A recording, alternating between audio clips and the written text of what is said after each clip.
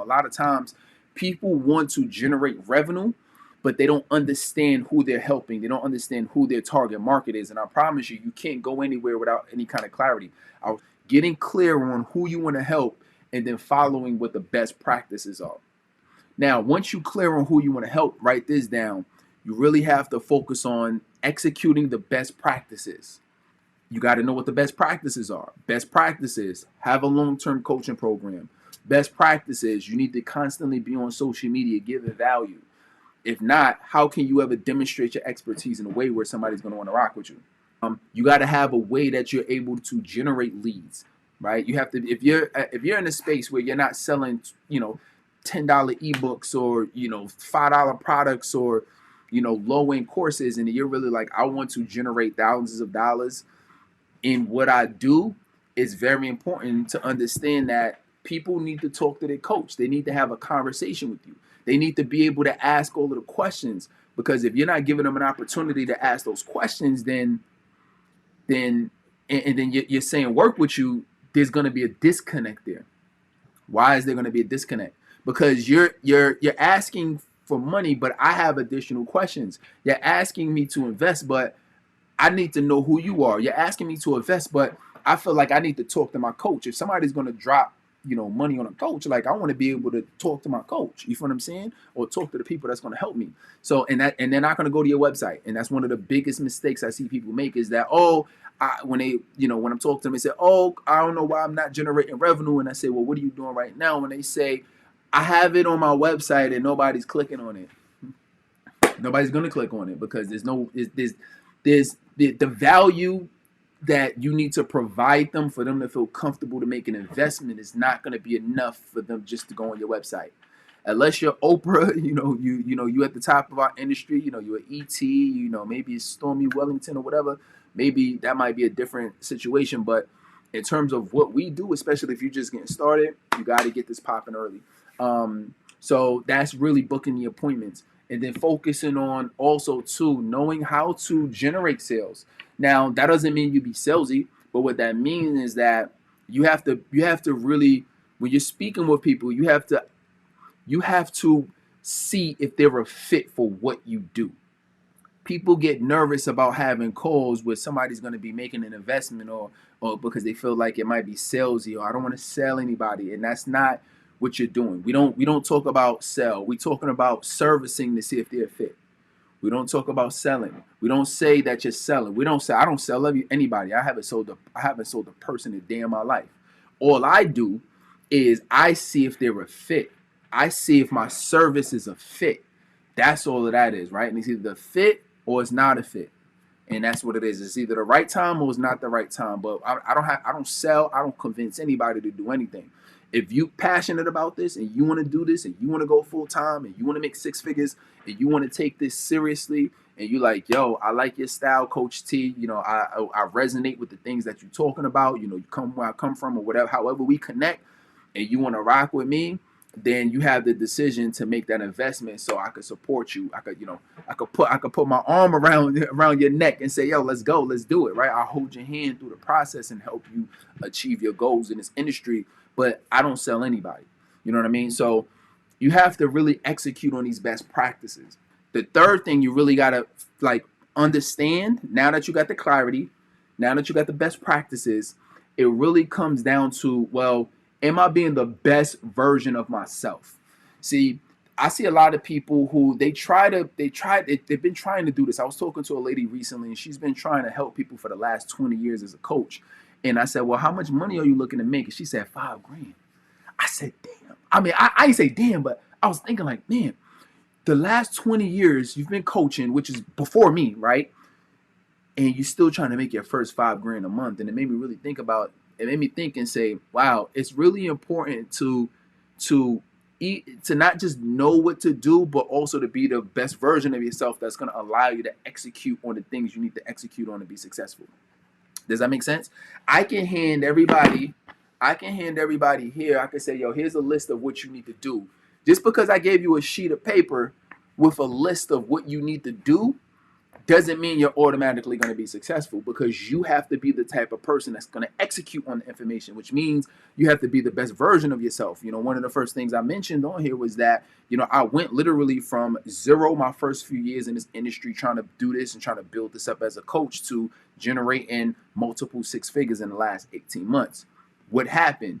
Well, what happened is I became the type of person that was more consistent. I became the type of person that my habits leveled up. I became the type of person that became more confident over time. And that confidence, that consistency, those good habits translated into revenue in the marketplace. It translated into me showing up more consistently, and transferred into people having that belief and that conviction that Terrell, Coach T, can help me. Does that make sense? Put make sense in the chat. But I didn't have this level of confidence and conviction back in the day, because at the time I really didn't I didn't understand. I wasn't that version of myself, because guess what? If you was the version of yourself that could already make 10K, 20K a month, you would already be there. Does that make sense? You would already be there. So that's the important part of it. So those are the first three, right? We got clarity, we got the best practices you need to do. We have the best version of yourself you need to be. And then the fourth one is building relationships. So our industry is also about relationship building. You have to build the relationships that's going to allow you to get to levels. You ever seen somebody who maybe started around the same time you started, or maybe somebody who may not necessarily be as competent as you in what you do, and you're like, damn, how did that person get that opportunity? Damn, how did that person get to meet that person? Or damn, how does this person get on stage? Or how does this person generate this amount of revenue? You ever saw somebody like that? Well, if you have, the reason that they got those opportunities is likely because they rubbed elbows with the right people. They've joined the right program. They're leveraging relationships that's allowing them to be in places and spaces that they would have never been in otherwise. And I struggled with this for a long time. When I mean a long time, I've been doing this for 8 years. I've really been struggling with this for like the last 6, to be real. Like, it wasn't really to like the last 1 or 2 years that I've been able to, that I've really started taking relationship building seriously. And as soon as I started doing that, boom, knowing top people in the industry, boom, getting on podcasts, getting on blogs, getting in front of people, getting in front of audience and stages that I would have never got in front of otherwise, because I was stuck at home. I was stuck behind my computer. I was stuck behind my phone. I was stuck just trying to do everything just online and not really taking a part of my day and using that to communicate and connect with other people. That's the importance of being part of a coaching program. That's the importance of being part of a community where you can say, oh, I see you got this conference coming up. Hey, are you looking for a speaker for that? What do your people need? Oh, I see that you work at this school. Oh, is it possible that I could come and speak in front of oh, I see that you got a podcast. Hey, can I jump on a podcast? See, when you build relationships, it opens up opportunities and doors that would have never been opened up otherwise. Y'all feel what I'm saying? So it took me a long time to figure this out. But once I started doing it, boom, things just started clicking, right? And watch where I'm at. Watch where you see where I'm at by the end of this year, 1-2 years, because of not only have I been executing at a high level on the first 3 we just talked about, but also this relationship piece. So for you, if something isn't clicking and you're doing the other things, you might just be trying to do it alone, and you're not part of a community or a group, or you're not making friends, or don't have a peer set of people that can really give you opportunities to go to the next level. Let's go, baby. These are things that I've learned. These are things that have allowed me to generate the revenue, right? And you can do the same thing, right? Because 6 figures is really what? $8,333 a month. As long as you can maintain $8,333 a month, you will be at 6 figures in a year. You will be at 6 figures in a year. You know what I mean? And you can absolutely be able to do that. Absolutely. Even if this is your first year, even if you're just getting started, you can do it. But you got to have the belief in yourself. You got to keep joining trainings like these. You got to keep connecting with the people. You got to keep constantly getting clarity and getting clarity and getting clarity. You got to execute on the best practices. Coach T, what are the best practices? You got to figure it out.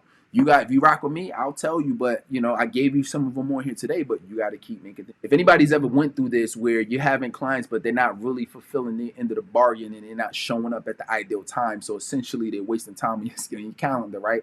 That you could be using to help other people, right? So when you deal with humans, there's always going to be there's going to be either some type of conflict or things happen. So one is just realize that we're all human. That's one. It's nothing wrong with you. It's just that things happen sometimes. So realize that. Now, if this is a recurring nature, right, and you have clients who are not showing up and or showing up late, the thing is you really have to set some type of standard and or expectation, right? So what does that really look like? I mean, it has to, you can implement penalties. Sometimes it may, I'm a, I guess in the words of ET, right? He has the, he used to do like the animal assessment. It's called the flight assessment now, right? But I look at I'm a flamingo, right? Like I'm a very social person. So, for me, it's just like, I try, I don't want to cause too much conflict sometimes, but the thing is that sometimes you got to hold people accountable sometimes. Because if you don't, they'll continue to use that. You'll create a culture and you'll create a relationship that's going to be detrimental to you and to them, because you can't help them, and then they're not going to execute and implement the things you want them to execute and implement on, which means that they're going to say, well, why am I? They're gonna not justify making the investment in you because they're not showing up, which has nothing to do with you. It's just that, oh, I'm busy, I can't do this, I had to, and then every week is an excuse, and the next thing you know, I can't do it, and it's because there was never any standard of excellence and expectation that was set up from the beginning and ongoing, because not just going to be once, but especially from the beginning,